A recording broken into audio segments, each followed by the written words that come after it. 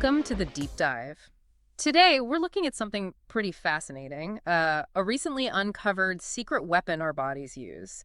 It's about how we defend ourselves against bacteria that, well, manage to sneak inside our cells. Exactly. It's a microscopic battle happening all the time that you might not even realize. And we're basing this on some very new research. Yeah, hot off the press, really. A study in Nature Microbiology just published April 11th, 2025. It's revealing a totally unexpected way our innate immune system tackles these invaders. Okay, so our mission today is to understand how this specific protein, called VCP-P97, actively destroys these intracellular bacteria. And the really surprising part, the thing that caught my eye, is how it does it. It's not the usual chemical breakdown. No, not at all. It actually uses mechanical force. It essentially kind of tears them apart. Tears them apart, okay. That's the core finding. VCP-P97 acts like a tiny molecular machine that physically dismantles bacteria that get inside. So maybe step back a bit. Why is it such a big deal if bacteria get inside our cells anyway? Isn't that like game over for them? Well, actually, for some bacteria, it's a very clever hiding strategy. Hiding? Yeah. Once they're inside, they can often dodge the parts of our immune system that patrol outside cells. Antibodies, certain immune cells. This study looks at a few common culprits that do this. Streptococcus pneumonia, for instance. That causes pneumonia. Right. And also certain types of salmonella, the food poisoning bug, and Streptococcus pyogenes strep throat. Okay, so they get inside to hide. But I thought we knew our cells could still fight back once they're inside. Something about tagging them. You're thinking of ubiquitination? And yes, that's definitely part of the story. The established idea was that these invaders get coated with this molecule, ubiquitin. Which is like a destroy me signal for the cell's garbage disposal, the proteasome. Pretty much, yeah. Yeah. That ubiquitin tag signals the proteasome to come and break down the tagged item. But there is a bit of a mystery there, wasn't there? How could the proteasome, which usually handles like individual proteins, deal with a whole bacterium? Exactly. That was the gap. How does the cell actually dismantle something as large and complex as a bacterium using that system? And that's where this new study comes in with VCP-P97. That's right.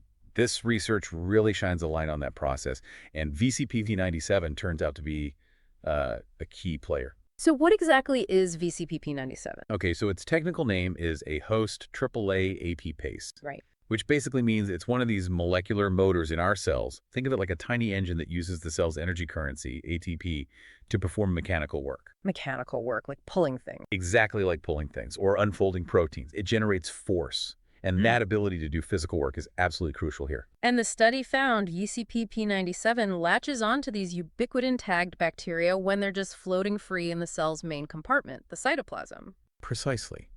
Not when they're still trapped inside a little bubble or vacuole, but when they're exposed in the cytoplasm.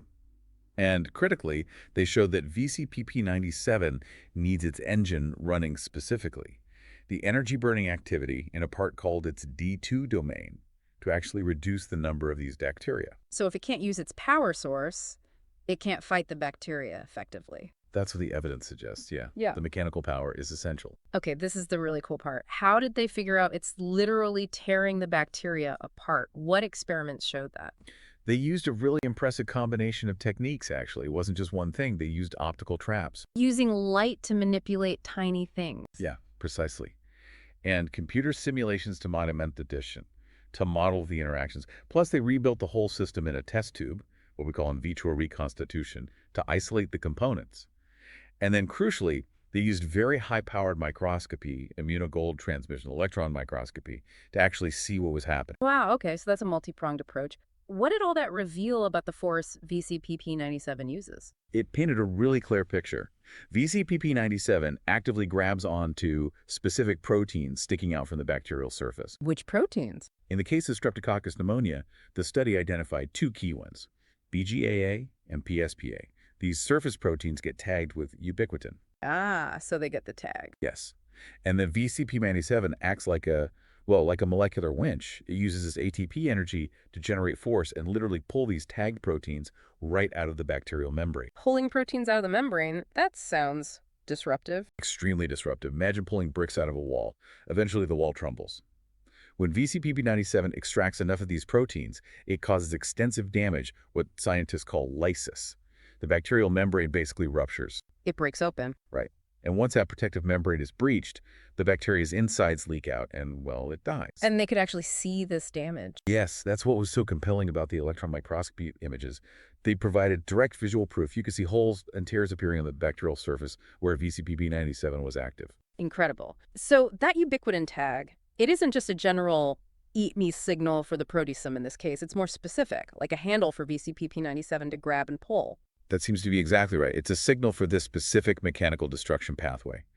The ubiquitination of those surface proteins is absolutely essential for VCP P97 to even recognize the bacteria and start working on them. How did they show it was essential? They used a chemical inhibitor, PYR41, that blocks the ubiquitination process.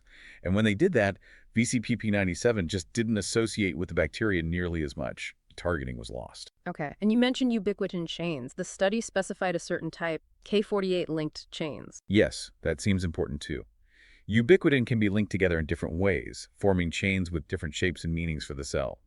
For this VCP P97 mechanism, it looks like K48-linked chains are the key signal, not other types, like K63 chains. So specific tags for specific actions. Exactly. And they even have clues about which host enzymes might be putting these specific K48 tags onto the bacteria. For Salmonella, they mentioned a protein called ARIH1 might be involved in that tagging step. It's such a precise system, and VCP P97 doesn't work in isolation, right? It has partners. Correct. Like many cellular machines, it works with helpers or cofactors. The study identified the primary ones involved in targeting bacteria as NPLOC4 and UFD1. NPLOC4 and UFD1, what do they do? They essentially help VCP P97 find and properly engage with the ubiquitinated proteins on the bacterial surface. Think of them as guides or adapters. Okay, this all sounds very convincing in cell cultures and test tubes. But does it actually help protect a whole organism like us, or, well, mice in this case? That's the crucial next question, isn't it? And yes, they did look at that. They infected mice with Streptococcus pneumonia, and they found the VCP P97 definitely plays a role in controlling how much the bacteria multiply in vivo within the living animal. So it helps limit the infection. Yes.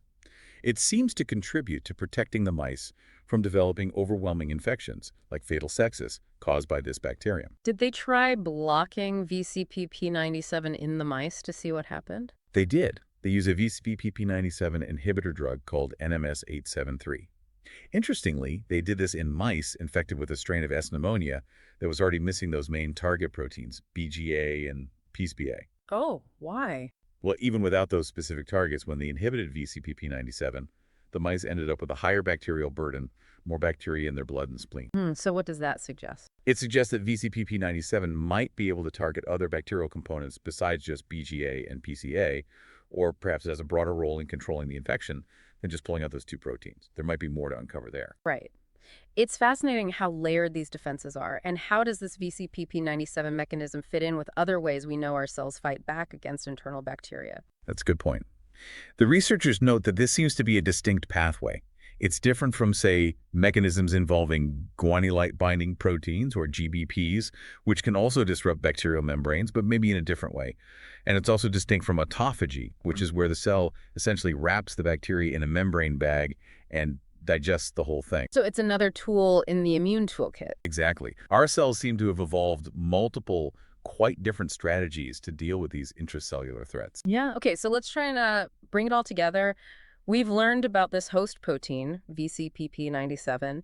It's basically a molecular machine inside our cells. When certain bacteria get inside and get tagged with a specific ubiquitin signal. The K48 linked chains. Right. VCP P97, with its helpers NPLOC4 and UFD1, finds these bacteria, and then it uses its energy-powered mechanical force to literally grab onto bacterial surface proteins like BGAA and PSP, pull them out of the membrane, Lysis, yeah. causing the bacteria to rupture and die. It's like a cellular demolition crew. That's a pretty good analogy, actually. It's a really remarkable feat of targeted destruction at the molecular level. So the significance here is uncovering this completely new and seemingly critical arm of our innate immune defense. Absolutely.